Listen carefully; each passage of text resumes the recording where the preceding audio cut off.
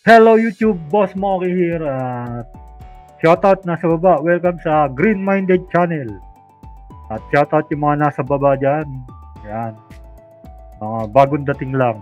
At yung mga Green Minded. So ito, madalas ko nang nakikita sa Facebook wall ko to eh. Sa mga FYP ba? Tama? FYP. Lagi silang dumadaan. Hindi ko naman pinapansin kasi hindi ko naman din kilala. Ano yata ito? Ito yata yung bagong, kumbaga sa Korea merong K-pop, dito tayo meron din tayong P-pop, parang ganun. Pinoy pop. So ito yung grupong BINI. Hindi ko alam kung ano issue, pero may nakita ako isang post na sa airport na parang naka-face mask sila at saka naka-sombrero, naka-shades pa. Nakita ko naman na parang hindi naman sila pinapansin doon sa sa airport, pero tagun-tago sila. At saka napansin ko rin doon na parang ba't kailangan nilang mag-makeup, mag-mask doon, magtago ng mukha, andun yung mga security sa gilid nila. Di halata rin na special na tao sila. Pero bago natin pag-usapan yan, sasagutin ko lang muna itong mga comment doon sa nahuli kong video tungkol kay Mambubudol Jolex TV. So, tingnan natin yung mga sagot ng mga fans ni Jolex TV. Let's go. Ito, may mga bagong comment pala. Ang sabi dito ni... Nakikita niyo ba? Dali, lakayan ko lang. Ang sabi dito ni Amado Adina, 3 hours ago lang. Sir, paano po nyo masasabing nakabaon yung bata? Nakita nyo po ba na ibang yung bata?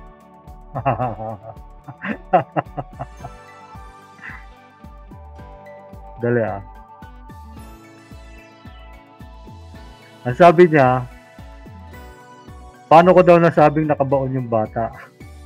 Nakita ko daw ba na ibinaon yung bata? Ma'am Amado Adina, hindi ko kailangan makitang ibinaon yung bata. Common sense lang, Ma'am Adina. Paano mapupunta doon yung bata? Nakalahating katawan lang ang makikita. Sige nga. Huwag mo sabihin sa akin naniniwala ka dyan sa ano. So sige, kung naniniwala ka dyan na manananggal talaga yung batang yan, ano yung nakalagay kila Jolex TV na Mixed Entertainment? Di ba? So saan kay lulugar ngayon? May nakalagay doon, Mixed Entertainment, na hindi ko alam kung anong ibig sabihin nila doon sa Mixed Entertainment. Iba kasi yon sa for entertainment. So sige, let's say sabihin natin na naniniwala ka dyan na totoong hati yung katawan ng bata. Ano yung nakalagay doon sa page nila na for Mixed Entertainment? Di ba contradicting yung sinabi mo? Ito pa siya na. Wala ka naman doon. Tingnan nyo rin yung gilid na sinasabi mong bata. Wala namang hukay. Kaya paano mo nasabing binaon niya? Ma'am, common sense nga, ma'am. Ikaw ba, ilalagay mo doon yung bata? Pahalata mo ba sa mga manonood na may hukay yun? Sige, ikaw ang tatanungin ko.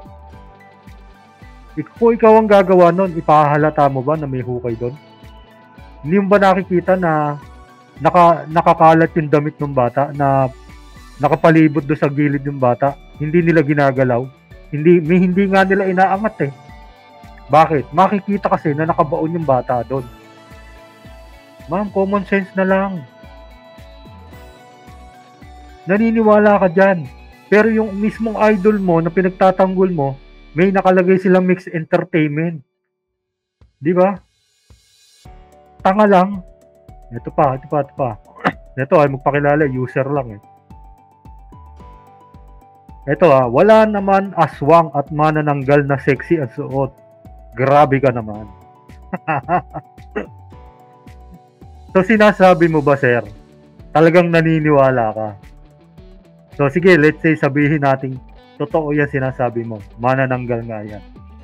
So, ibig sabihin ba niyan, kailangan magsuot ng palda yung manananggal at magsuot ng dress yung manananggal kasi alam niya na bibidyohan siya. Alam niya na ilalagay siya sa YouTube. Kaya siya magsusuot ng palda at magsusuot ng dress para hindi halata kung mahahati man yung katawan niya at para hindi makita sa YouTube. Dahil alam na aswang na bawal ang dugo-dugo sa YouTube. Ganun ba? Ibig mo sabihin? Tanga! Ayan, no? Siyempre, ang YouTube nagbibigay ng warning kasi bawal. At pinagbabawal ng YouTube, lalo sa mga bata na nanonood, stricto masyado si YouTube. Bawal naman pala ang bata Bawal pala manood ng bata. Ba't nila ginagawa to? Tsaka bakit sila gumagamit ng bata? Sige nga, sagutin mo nga. Ano ba itong mga sagot nyo? Puro pantanga. Sige, tanggol pa. Yun ba natin dito? Walking Japan, tara na. Shout out. Ito pa Bakit ikaw nasa YouTube ka pero pakinggan ka ng magla-like sa'yo, di ba? Bakit ikaw hindi ka ba din sa YouTube, di ba? Ikaw din naman sasahod ka rin sa YouTube sa ginagawa mo. Tama ka.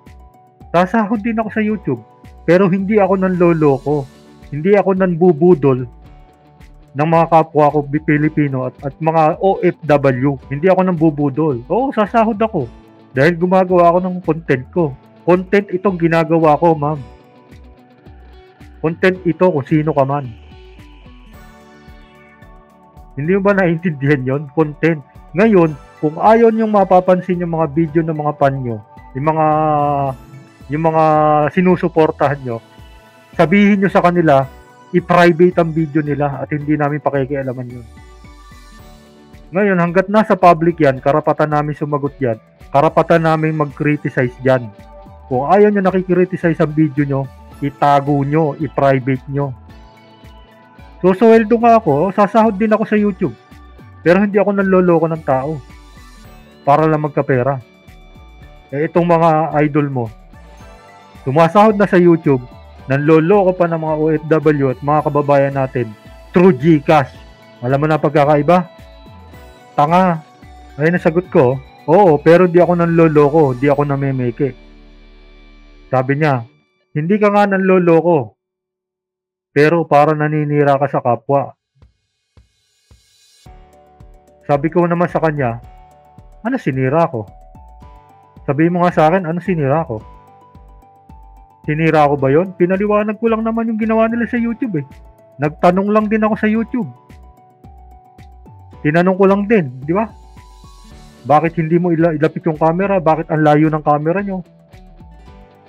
Kinriticize ko lang yung video nila. May masama ba doon? Naninira na ba yun? Bawal na ba magtanong ngayon? Tanga?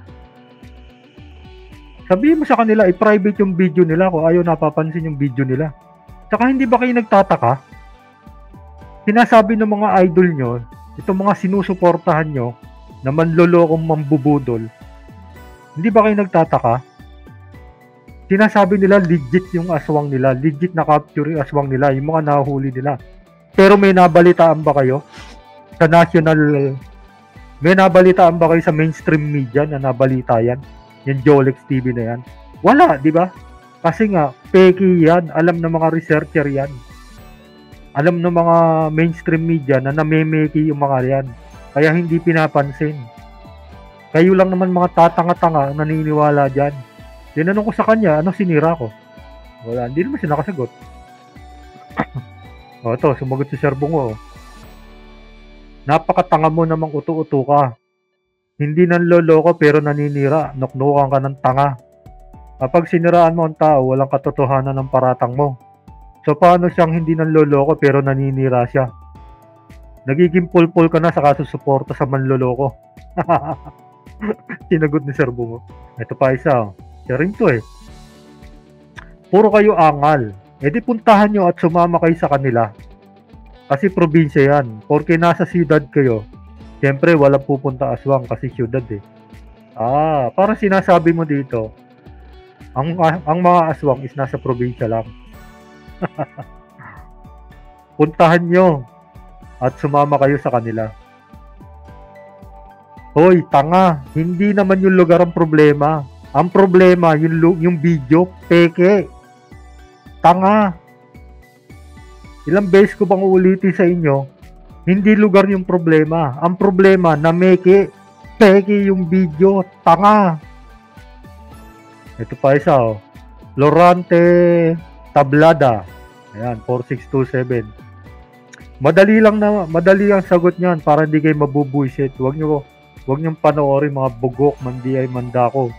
Ayan doon, sabi niya, paninira sa kapwa. Ito na naman tayo sa paninira eh. Di ba? Ano ba sinira ko? Hindi naman nila masabi kung anong paninirang ginawa ko. Wag daw akong panoorin daw. Sinagot ko siya. Ba't ikaw nanonood ka sa akin? Ayan, oh. Nasa public video nila at karapatan ko mag-react. Gagamitin ko sinabi mo sa akin. Di wag ka manood sa akin. Oh, ganun lang din naman yun eh. Ba't ikaw nanonood ka sa akin? Di wag ka rin manood sa akin. Pero wag mo akong pipigilan. Wag mo akong pipigilan na wag panoorin. Dahil karapatan ko yung mag-react. Nasa public ang video nila. Bobo! Tanga! Ito pa isa, si Sally 6733. Ito na naman eh, sumama ka issue.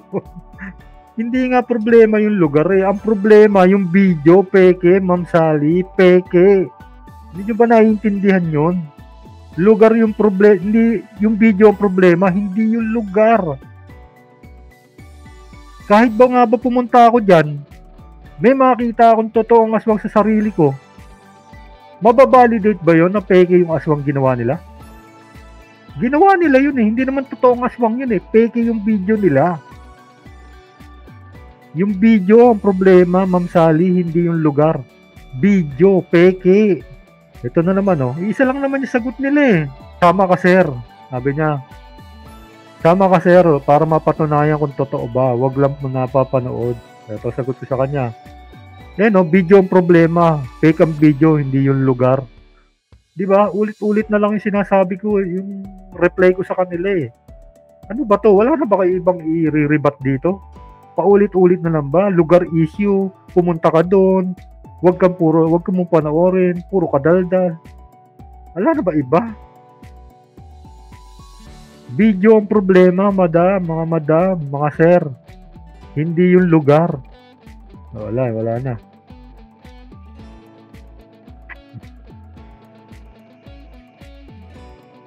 Ito na naman, oh. Para hindi ka maloko, sumama ka sa kanila. Ito na naman tayo. Iisa, di ba? Napapansin nyo, iisa lang yung sinasabi nila, di ba? Sumama ka doon. Hindi naman yung lugar ang problema eh. Yung video yung ginawa nila, peke. Ayaw nila sagutin. Ito, tao talaga pag sumisikat, dami ng asungot at komento. Gumawa ka ng sarili mong video mo. Huwag mo pakialaman ang ginagawa nila. Dahil hindi naman sila nakikialam sa'yo. Hayaan mo sila kung ano ang ginagawa nila. Huwag mo pakialam kung anong ginagawa. Hindi natin pakikialaman ang loloko ng kapwa natin, madam. Madam, sir. Hindi natin pakikialaman na niloloko na yung mga kapwa natin Pilipino. Binubudol na nila. Wala ka bang social responsibility man lang, madam, sa mga kapwa mo Pilipino? Tsaka wag mo akong pipigilan na ano. Wag kong panoorin. Gumawa ako sa content ko to, ma'am. Ito yung content ko. Wag mo akong pakialaman. Wag mo rin akong pakialaman. Kung ayaw mo pinakikialaman sila, wag mo rin akong pakialaman, madam. Ganyan lang din ang sasagot ko sa'yo. Tsaka tsaka isa pa, nasa public ang video nila. Madam, sir, nasa public. Kung ayaw nilang nare-reactan sila, private nila yung video nila, pakisabi sa kanila. Wala na. So sana sa susunod na sumagot kayo, sa issue tayo, mga ma'am, mga sir. Kung ano yung tanong namin sa video, yun ang sagutin nyo. Hindi yung ililihis nyo na pumunta ka doon para malaman mo. Hindi nga yung lugar ang problema doon eh. Ang problema doon yung video na ginawa, peke. Yun ang sagutin nila, peke yung video. Hindi yung lugar. So ito, punta na tayo dito sa ano. Kaya na natin yan. Ito, tingnan natin yung reaction ni Nico David tungkol dito sa kumakalat na issue ng grupong Bini. So, tingnan natin kung ano rin ang masasabi natin dito. So, magiging fair naman tayo dito. Hindi porky video ni Nico David dito, kakampi tayo sa kanya. Tingnan natin tingnan natin yung side niya. Siyempre, magbibigay rin tayo ng para sa atin.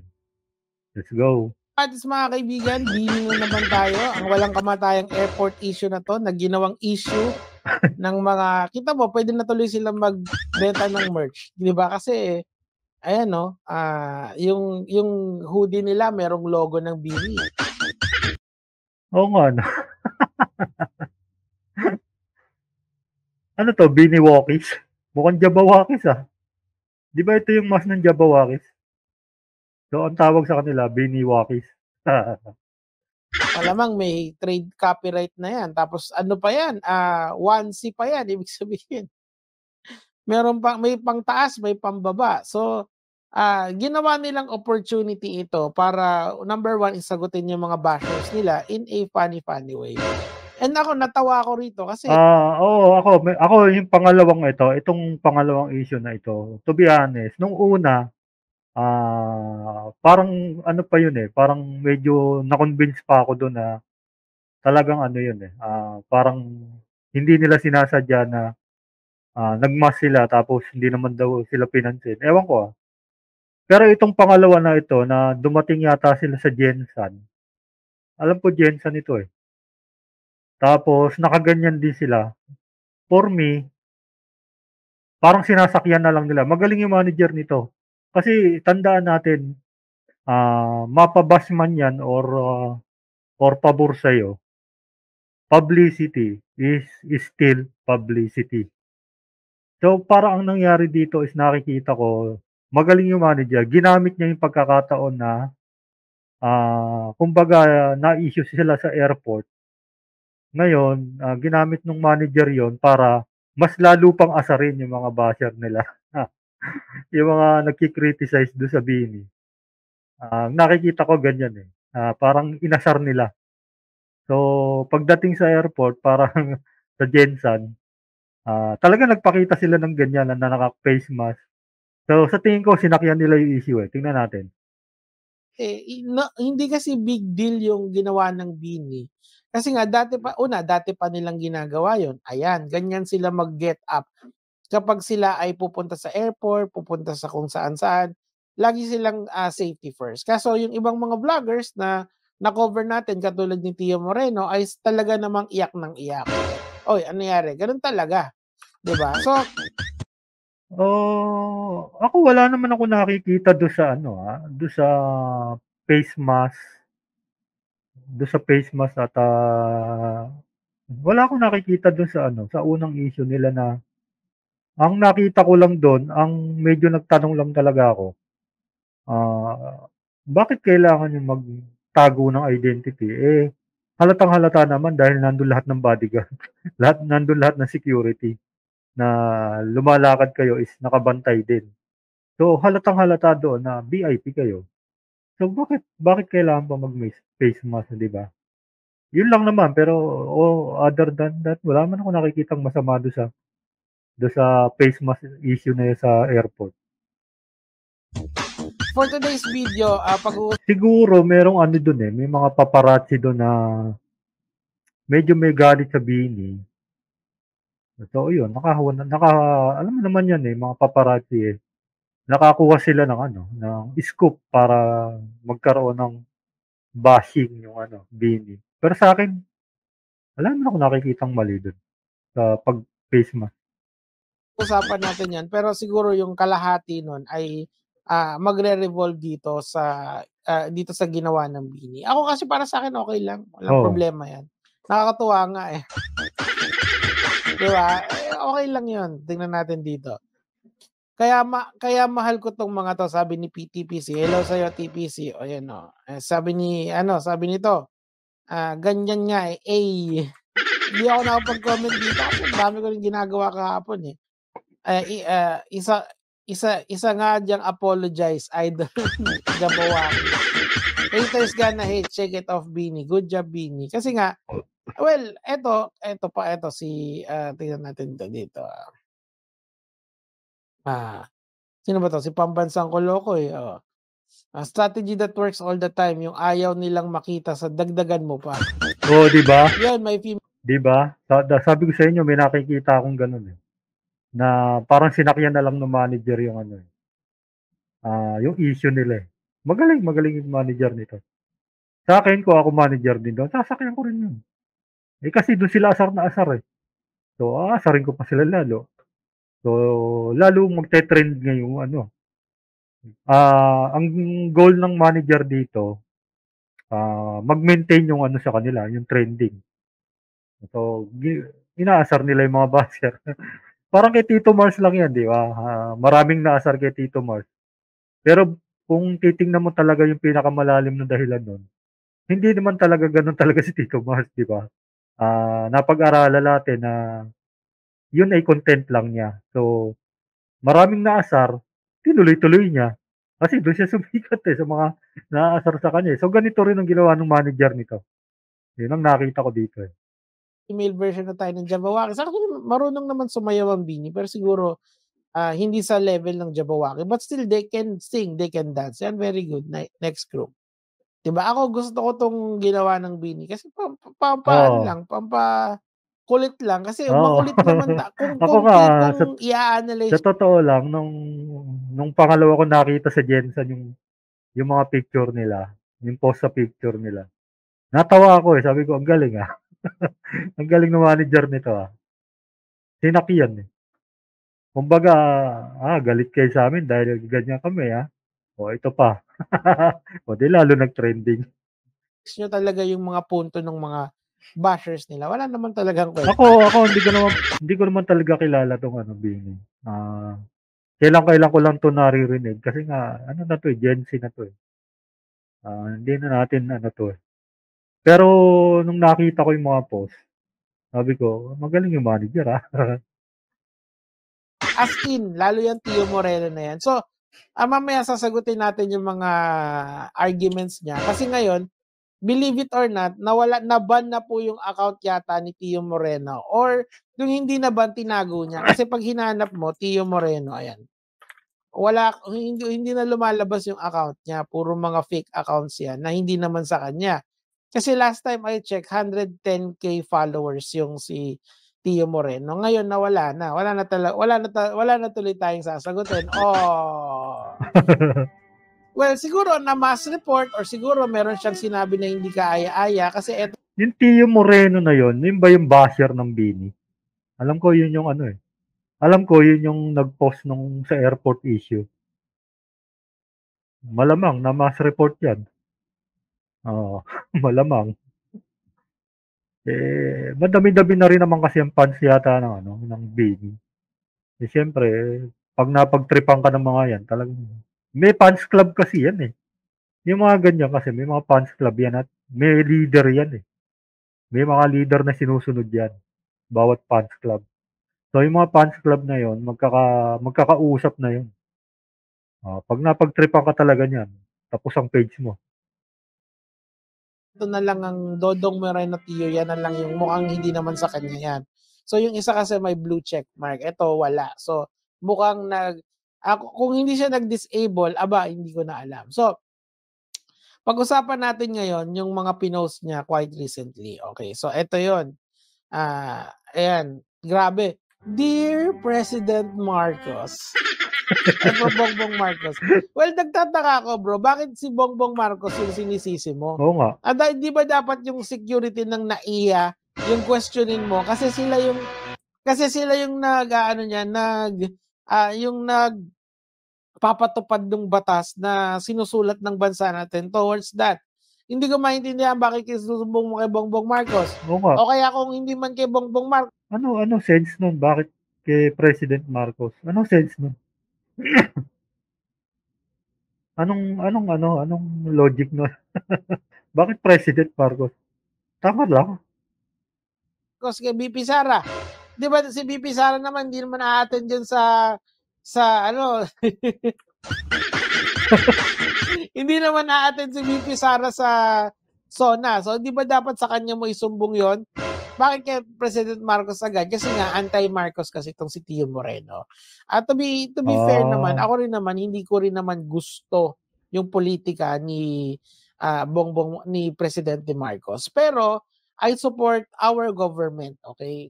Malaking distinction yun eh. Kaya ako, oo, ganun lang naman yun eh. Kung hindi ka support sa ano, kung hindi mo rin gusto ang isang politiko, at siya yung nakaupo, respetuhin mo na lang kasi siya yung iniluklok ng tao eh. So, habang nandun siya, ibigay mo lang yung respect mo. Ngayon, kapag ka-eleksyon na ulit, bumoto ka na lang ulit ng gusto mo. Ganun lang naman yun. Wag mong ano eh, kung sino yung nakaupo, wag mong bastusin. Parang ganun. Respetuhin mo lang kasi itinalaga ng taong bayan yan. Hindi lang naman ikaw eh. yung mga ganito, as much as possible, kino-correct ko yan. Kasi talagang kalokohan yan, nasulatan mo yung presidente. Kasi na-bad trip ka sa Bini. Next level of entitlement yan. Yun nga lang, di ka makakasagot sa akin kasi wala ka ng Facebook. Yeah. I am Oo. writing to express my concern Eto regarding nakikita ko dito, parang ano si Sir Nico David dito eh. Parang kaibigan niya tong Bini. Hindi ko alam ah. Pero kung the way na magsalita siya, parang konektado siya sa Bini or kaibigan niya. Hindi ko alam. Or baka kalaban niya talaga si Tio Moreno ba yun? Baka talagang kalaban lang niya. the current state of your administration agad. Bini lang, ayan. Specifically addressing apparent discrepancy in the enforcement of laws regulation affecting ordinary citizens versus public figures. Knowing that your SONA is fast approaching. Okay? Iyak ka muna. Let's be fair here. Yung pagsusuot ng damit ay hindi yan nagmamatter kung public figure ka Anong bloom? Anong bloom ganador? Anong ibig sabihin ng bloom? Ano ba ibig sabihin ng bloom? or not. Napaka-specific ng rules or napaka-specific ng batas governing public figures. How do I know this? Because I am a public figure myself. Wala na tayong magagawa. Nakita ko pare. Chismis ko lang may nagbuti na lang may nagtatag sa akin. Sa TikTok pare, yung mga YouTube videos ko sa Bini ay rini-re-upload nila. Ewan ko, pero sige, wala namang problema sa akin yun eh. Kasi nagko-content kasi ako ng Bini kasi nakita ko yung value nila na binibigay sa sangkatauhan dito sa Pilipinas. They are non-toxic, good influence. They are non-toxic, good influence sa kabataan ngayon. So, Agree naman ako doon. Agree ako doon. Doon sa sinabi ni Sir Nico na yon. Agree ako doon kasi nga ang Bini is dance group yan eh. So when you say dance group, nag-i-influence lang naman yan sa mga kabataan para ah, kung yung mga gustong sumayaw din, sumikat din balang araw. So okay naman yan, okay naman yan. At saka good for the health naman ang dancing. nadi-disappoint ako dun sa mga kagaya ni Tio Moreno na alam mo yun, na parang nagta-try hard sila na mag-engagement farm dito sa mga tao na to. Hindi naman sila toxic eh.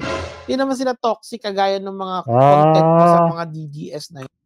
Blooms, army parang army, okay. Yun pala yun. Yan eh. Sa akin wala naman ako nakikitang ano sa Bini. Ano lang naman sila eh, parang kumbaga nung 90s, ano lang sila eh, mas matindi pa nga nung 90s eh. Kasi mga sexy ano yun, mga sexy, 'di ba sumikat pa nga yung mga ano, yung mga kanta ni Lito Camo na parang ano, sex sex song parang mga ganun.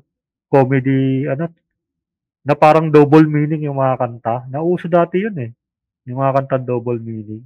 Eh ito okay naman, nakarinig ko naman yung mga kanta nila. Parang ano nga, parang Blackpink nga ang datingan, Okey naman. So, wala naman akong nakikitang ano sa in fairness naman, wala akong nakikita mali do'n sa BINI. 'Di ba, puwede ka naman Siguro may mga tao lang talaga na sabi nga nila, "You cannot please everybody."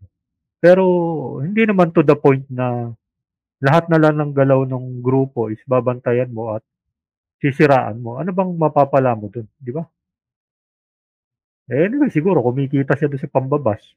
O 'di ayun nangyari sa kanya, nawala yung page niya. mag-stay do'n, kaso gets ko naman talaga malapit na mag-SONA, kailangan niya ng engagement, yun nga lang na-block. 'Di ba ang matindi dati nun is ano, Viva Hot Babes, ayan. Viva Hot Babes, tapos Mocha Girls, Sex Bomb, 'di ba? Yan ang mga matitindi nun, mga double meaning pa yung mga kanta niyan, ngayon wala naman, okey naman, Or ang gagawin niya, kasi nare-report na yung page niya para hindi pa ma-further report, itatago muna ta's ilalabas na sa SONA kasi kailangan mas importante kasi yung sasabihin niya sa SONA in relation dun sa propaganda ng DDS. So, gets ko naman yung laro niya yun. Ine-explain ko lang sa inyo para wag siyang suportahan. At dun sa mga BINI fans na ano, wag na kayong mag-engage dito kung pwede lang kasi nakakainis naman talaga. Kita mo yung ginawa niya. Ginawa niya for followers only yung pwede mag-engage. Kasi nga, pag naglabas siya ng propaganda niya, mas madaling i-propagate, diba? Yun naman yung idea doon. So, without having said that, basahin natin yung part dito na importante kasi ito yung nasa sa batas natin. Now, ang nakakatawa kasi talaga dito, mahilig siya mag-cite na mag-cite. Hindi niya naman naiintindihan yata yung sinasite niya. For example, ito, there are clear standing operating procedures for security and screening at airports that emphasize the necessity for identity verification and the prevention of prohibited items on board. Okay, so this is about identification and prevention of prohibited items on board. Okay, attires or accessory that significantly obscure the face are subject to prohibition or additional scrutiny to ensure proper education. Identification. Bubulol-bulol na ako. So, ano ibig sabihin nito mga kamats? Mga kaibigan, sinabi ba na bawal magmaskara? Depende. Pwede pero depende. It is subject for prohibition or additional scrutiny. Don Jovic, Don Jovic, shoutout. Anong ibig sabihin nun? Kunyari nakamaskara yung mga pasahero mo. Kunyari lahat sila nakamaskara. Ngayon, i-assess yon ng airport kung is this a security threat or not. Pumapayag ba sila ma-identify or not?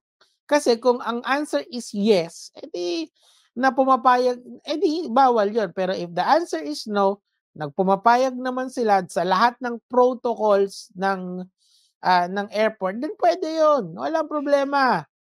'Di ba?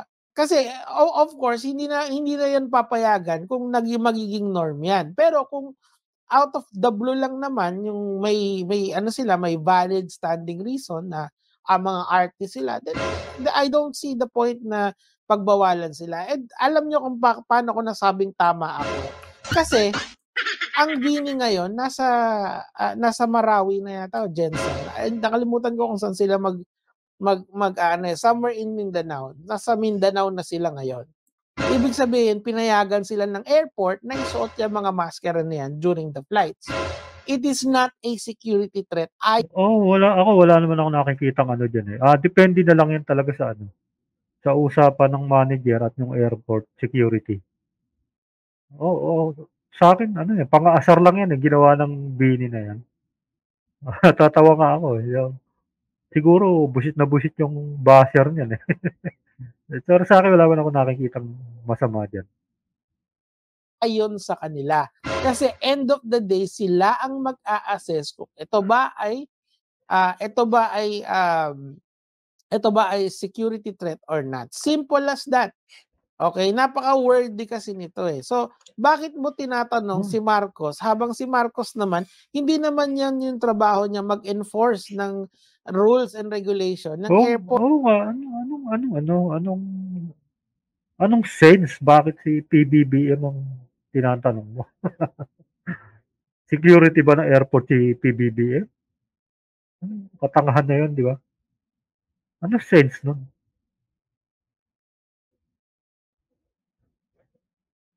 Sino dapat tinatanong dyan? Anong kinalaman ni PBBM sa airport security?